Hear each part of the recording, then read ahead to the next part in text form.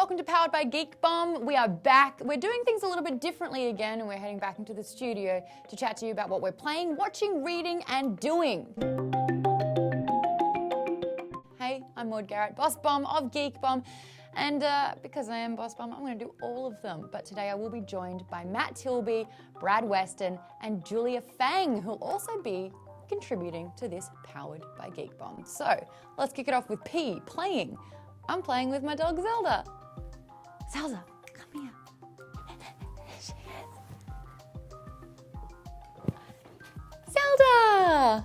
Stop huffing, stop making weird noises. Hey, you're on camera. Hi. Oh my gosh, isn't she the best? So I've been playing with Zelda a lot. She's, oh, you got a little something. No, you okay. She took her to the dog park for the very first time and she loved it. So I really think that she's becoming a better dog. I got her haircut last week and found out that she had these little markings, so she's got angel wings. But to be real, I've been playing a lot of Overwatch. It's becoming an addiction. Love Diva, she's my number one, then it's Mercy. I'm still playing around with a few more. I like Reinhardt, he's a good defense, but I don't play for short amounts of time. I dedicate a full night, a full day and a full night to it. But you know, enjoying it. I'm playing that one on Xbox One. Brad's gonna be talking about playing, so Brad, what's happening? For the playing in this week's Powered, I have taken a break from Overwatch and started to play Hyper Light Drifter, which is a top-down action game on the PC. It's $15 on Steam, I believe, and it's highly worth checking out. It has incredible pixel art and a color palette that's like full of neons, like a cyberpunk aesthetic, very reminiscent of Hotline Miami, if you ever played that game. It has incredible boss fights, super satisfying combat. If you get really skillful at it, the game just, it feels like you're a Jedi. It's incredible. Also, it has an insanely good soundtrack, which I've ordered the vinyl for already, as well as a interesting story that's very much interpretive. There's no narration or talking between characters, but you have to unlock fragments of story hidden in each levels, which can get slightly annoying. But beyond that, the game is incredible. The moment-to-moment gameplay is amazing. The art style is incredible. I highly recommend it. Check it out. Thanks, Brad. Watching. I just finished watching the entire season, the latest one out of Orphan Black. This one was a little bit shorter. I think there are only like 10 or 11 episodes, so it was easy to punch out in the week. I love Tatiana Maslany. Oh my gosh, she's fantastic. But I did notice a few kind of faces that I loved that were absent. So there was no Cal. He's a bit busy being Dario Naharis on Game of Thrones.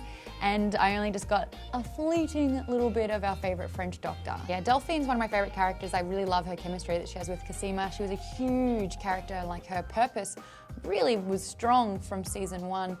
So it's a shame to miss her a lot of this season, but it sounds like she'll be back, which is really cool. We may be losing a clone though, but we've gained Crystal, the blonde nail technician. She's actually a lot of fun. You can tell that Tatiana's having a fun time with her. So next, it's Matt. Hello, Matt here again for Geek Bomb. I've been given the W this week for watching, and I'm going to switch it up a little bit with a movie that I've been enjoying over the last couple of weeks. The Nice Guys, directed by Shane Black.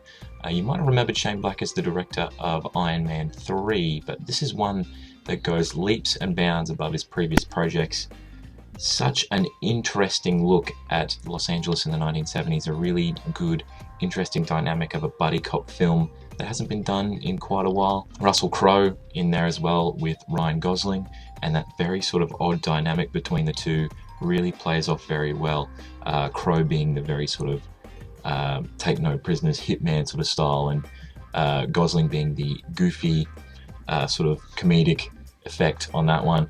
But the storyline, I don't really want to be spoiling too much, is a very interesting, sort of confusing at times plot, but I feel like these guys have really done a really good work with this one. And the R stands for reading. So I have been reading, listening to audiobooks. As you know, I've been powering through all of the Harry Potter books. I'm up to Order of the Phoenix now.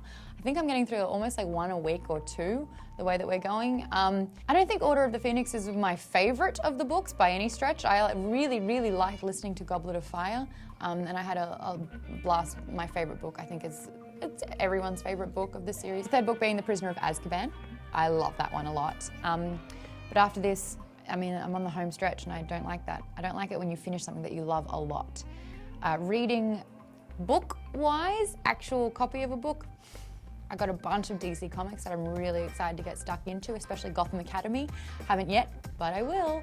So Julia, let's hear from you. Hey guys, this is Julia, and for PWR'd, I'm going to be covering reading. For reading, I read the book Armada by Ernie Cline because it is something I think should be addressed. I did not like it as much as Ready Player One, but I did enjoy it. It's kind of like reading a video game, but also because it's like reading a video game, you don't really get as invested in the characters. You get more invested in the gameplay, so whatever is actually going on. And in a book, I kind of like to care about my characters, for me personally. First act is super slow, and it's a bit hard to get through. After that, it just really takes off. There are so many pop culture references, and if it's so much that it's not even really little Easter eggs anymore. It's kind of like references are just raining down from the sky. But at the same time, it's a good book, it's a good story, and it's something that I thoroughly enjoyed. So maybe it was like 6.5 to a 7 out of 10. Again, did enjoy the book though.